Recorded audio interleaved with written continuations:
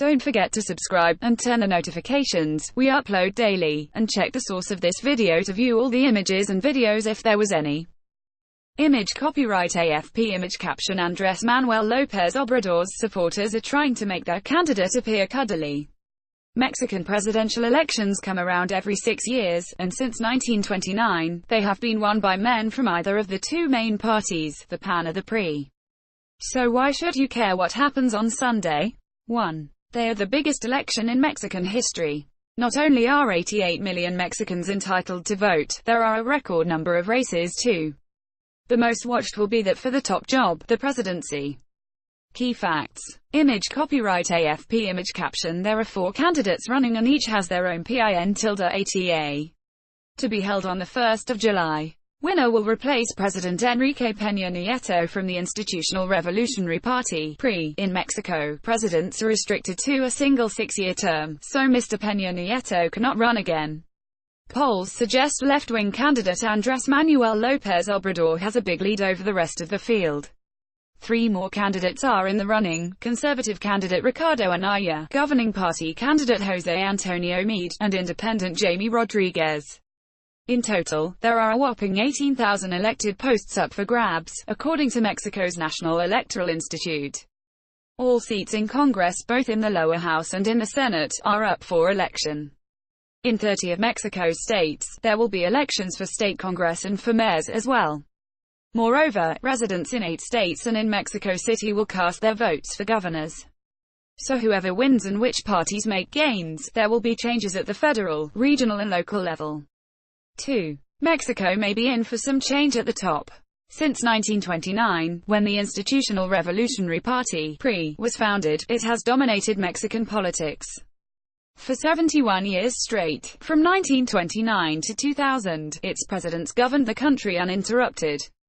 Image copyright AFP Image caption José Antonio Meade is running for the governing party PRI and has its well-oiled party machine behind him. In 2000, its traditional rival, the Conservative National Action Party (PAN), came to power. For the next 12 years, first under President Vicente Fox and then under Felipe Calderón, the PAN was at the helm. It was during these years that the Mexican government declared a war on drugs, and the casualties in the battle against Mexico's drug-powerful cartels shot up. Neither the PAN nor the PRI, which won the 2012 election with its candidate Enrique Peña Nieto, have been able to get the violence under control. What is different about 2018 is that a candidate who is neither from the PRI nor the PAN looks set to win. He is Andrés Manuel López Obrador, a 64-year-old left-wing politician who says he will revolutionize Mexican politics. A win for him would be a political earthquake in a country where almost all voters alive today have never been governed by a president who was not either from the PRI or PAN. 3. Mexico matters. Mexico stunned football fans worldwide when its team showed up Germany's weaknesses in their opening game at the World Cup. Its fans' joyous celebrations have become legend. But Mexico is much more than the sombreros and masks its passionate fans like to don. Image copyright EPA Image caption The football distracted some from the election campaign. It is the second largest economy in Latin America and a major oil exporter. But Mexico's economy has suffered from widespread corruption, and the high levels of violence racking the country have led to some firms pulling out of the most affected areas. Growth has slowed and many Mexicans are angry that President Peña Nieto has not done more to kickstart the economy. Mexico has also been in the international news for 2 other reasons: the North American Free Trade Agreement, NAFTA, and migration. Both matter to its powerful northern neighbor, the U.S. 4. It's the country Trump loves to bash, and Mexico is hitting back. While U.S. President Donald Trump has managed to alienate quite a few nationalities, Mexicans have come in for more abuse than most. During his campaign, he said that Mexicans coming to the U.S. were bringing drugs. He added, they're bringing crime. They're rapists. And some, I assume, are good people. Image copyright Reuters Image caption Mexicans have mocked the idea that their government will pay for the U.S.-Mexico border wall. In order to keep the bad hombres out, he has proposed building a wall on the U.S.-Mexican border, which he wants Mexico to pay for.